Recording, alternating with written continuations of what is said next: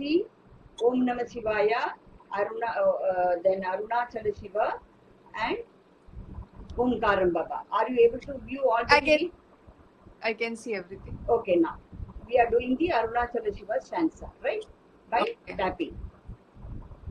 Sada sari ga ga ga ga. Sing, don't play. Okay. Sada sari ga ga ga ga. That is the same note for Omkaram Baba. Omkaram Baba. Maga maga maga maga. Maga maga maga maga. Omkaram Baba. Omkaram Baba. Riga maga riga resa. Riga maga riga risa.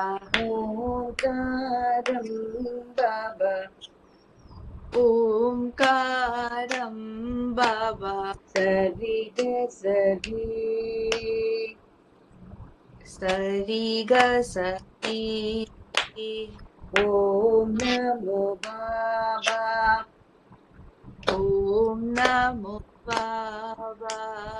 Om Namah Shivaya. Om Namah Shivaya. Gama Gama Gaga. Gama Gama Gaga. Om Namah Shivaya. Om Namah Shivaya. Ri ga ga ri ga ma ga.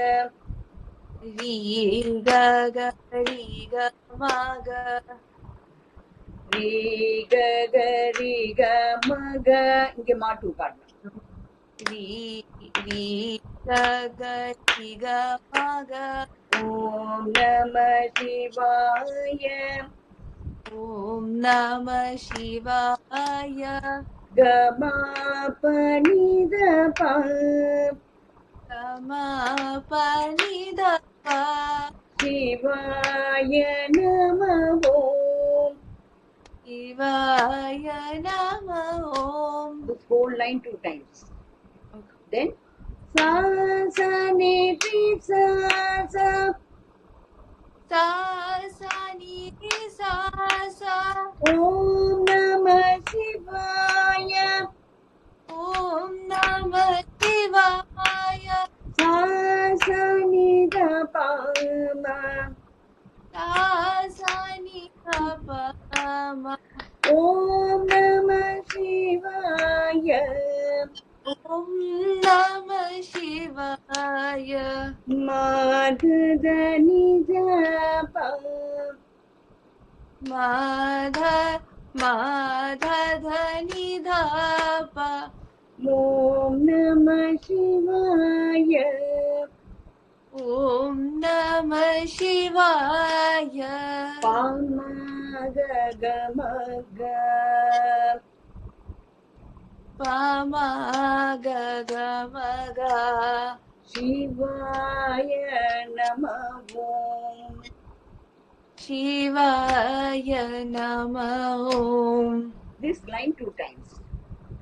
Okay, and then Manasa Bhajore. Manasa Bhajure. Then when you go to Manasa Bhajare, what happens is at the whole stanza part it you have to conclude. So how you will conclude is Manasa Bhajore Guru Charanam. Manasa Bhajure Guru Charanam. Dostara Bhava. Dostara Bhava. Sagara. Sagara Charanam. Charanam. Dostara Bhava Sagara Taranam. It should be, sorry, Taranam. Dostara Bhava Sagara Taranam. Guru Maharaj. Guru Jai Jai